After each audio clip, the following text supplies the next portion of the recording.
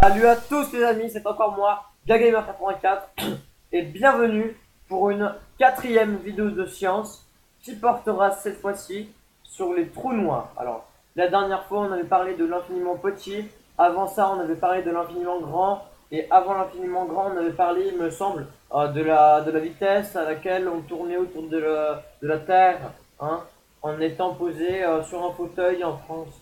Bon bref. Si vous n'avez pas vu les dernières vidéos, n'hésitez surtout pas à les regarder. Parce que si je mets des vidéos, c'est forcément pour qu'on les regarde. Alors me demandez pas de raconter tout ce qui s'est passé dans les dernières vidéos dans cette vidéo. Donc, sans plus tarder, nous allons tout de suite commencer le sujet de cette vidéo. Qui portera sur le trou noir. On commence. Donc, déjà, un trou noir, c'est pas matériel. C'est-à-dire que c'est de la matière qui se promène comme ça dans l'espace, si vous préférez. C'est vraiment immatériel. Et dans un trou noir, il y a plusieurs parties.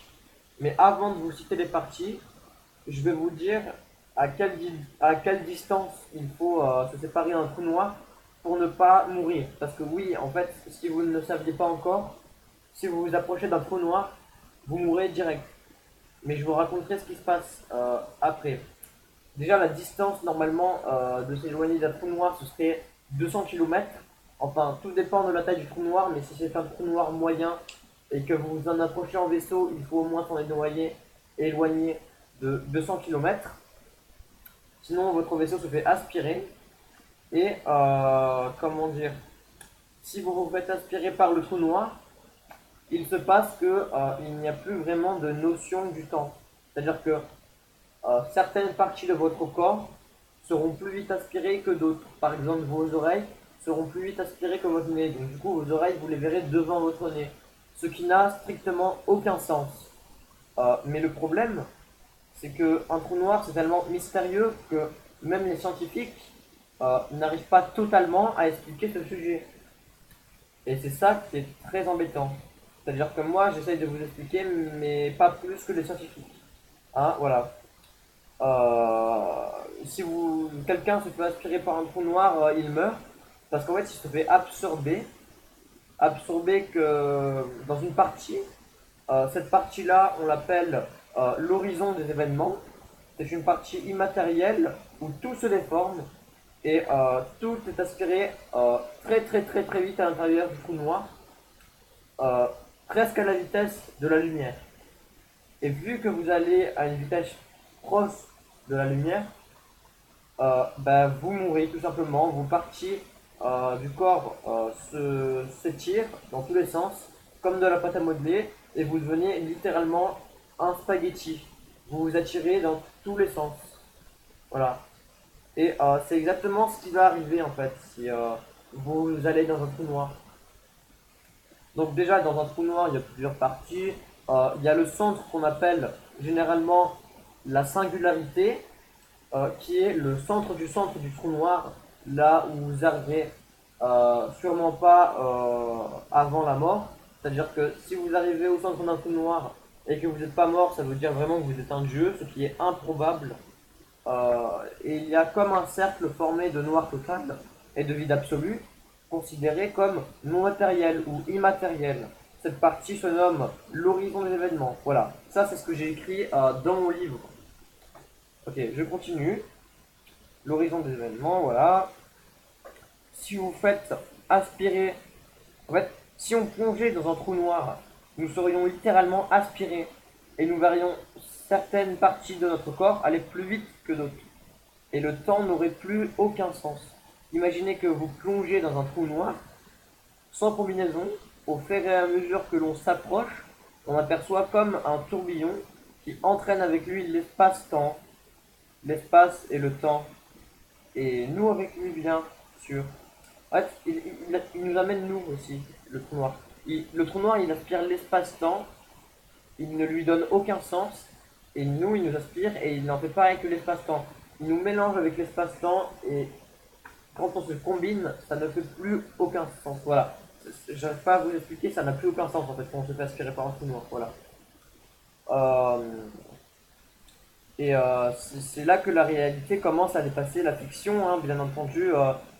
Le temps n'a plus vraiment de notion. Au fur et à mesure qu'on s'approche du trou noir, la gravité est de plus en plus forte et en une seconde, nous subissons des milliers de fois la pression atmosphérique de la Terre. Tout comme la physique qui n'est plus vraiment, qui n'a plus vraiment de sens. Notre vie s'accélère tellement qu'on a l'impression de ralentir. L'espace-temps vole en éclats et il n'y a plus aucun sens. C'est le début de la fin dans tous les sens du terme. Retenez bien cette phrase. C'est le début de la fin dans tous les sens du terme. Je ne sais pas si vous avez compris ce que je viens de vous dire. Je vais vous répéter en simplifiant un tout petit peu. Si on se fait aspirer par un trou noir, le temps perd ses notions. Nous allons tellement vite et nous subissons tellement de fois la pression atmosphérique de la Terre en une seule seconde qu'on a l'impression qu'on va lentement en fait. On va tellement vite que notre cerveau croit qu'on va lentement. Et c'est pas que notre cerveau en fait, c'est aussi le trou noir qui fait ça. C'est l'effet d'un trou noir. Et écoutez, vous voulez que je vous dise quoi? Le trou noir est un phénomène, voilà, un phénomène très mystérieux de l'espace. C'est un véritable ogre qui mange tout ce qu'il y a autour de lui et on ne peut pas en sortir vivant, du moins même pas peut-être en petits morceaux, parce qu'on subit des milliers de fois la pression atmosphérique de la Terre en une seconde, même pas. Et donc du coup notre corps il est détruit.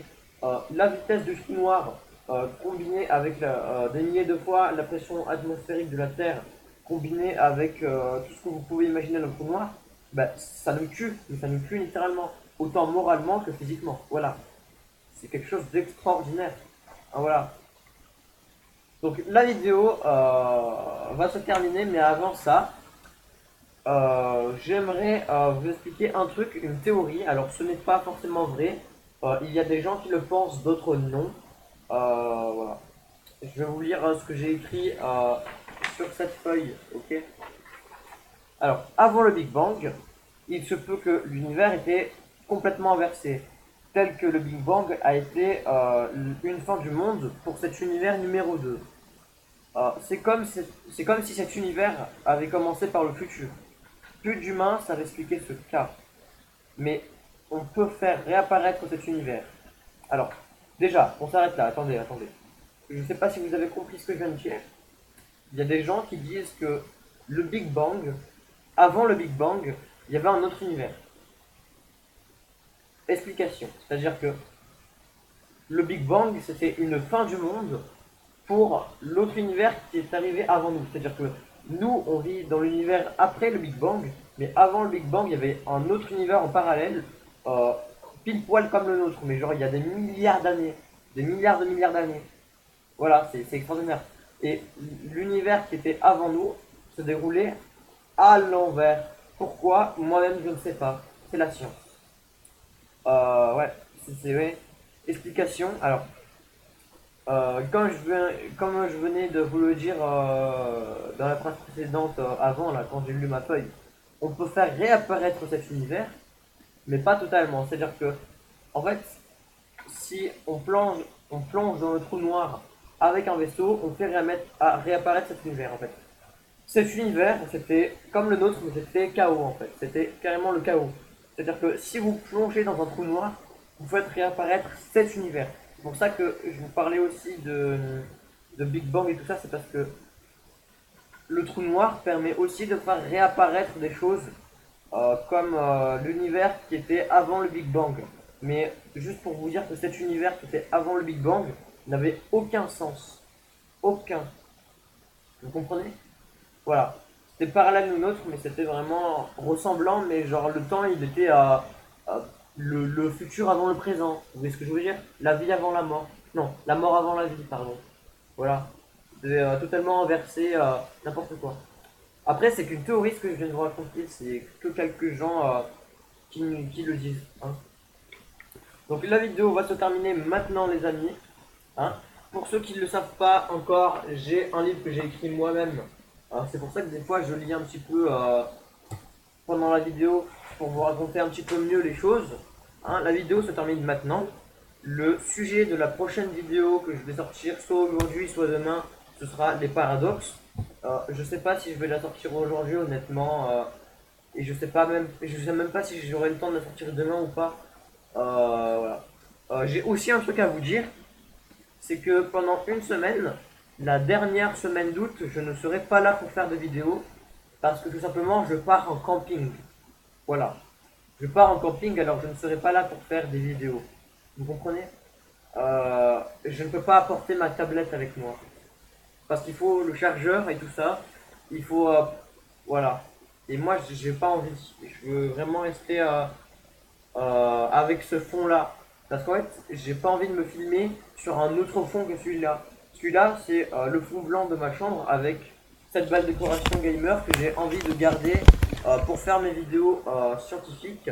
Hein, et peut-être voilà, des autres vidéos prochainement. Mais en tout cas, le thème de la chaîne en ce moment, le thème de la chaîne, c'est la science tout simplement. Et on verra un autre jour si ça change. Mais en tout cas, je vous promets que je vais encore vraiment essayer de vraiment faire longtemps la science. Faire une grande chaîne de science, même si c'est vraiment une qualité nullos. Vous voyez ce que je veux dire? Les amis, on se retrouve à la prochaine vidéo. N'oubliez pas, c'est sur les paradoxes. Vraiment intéressant, comme le paradoxe du tas de sable ou du tas de cailloux. Je vais en chercher.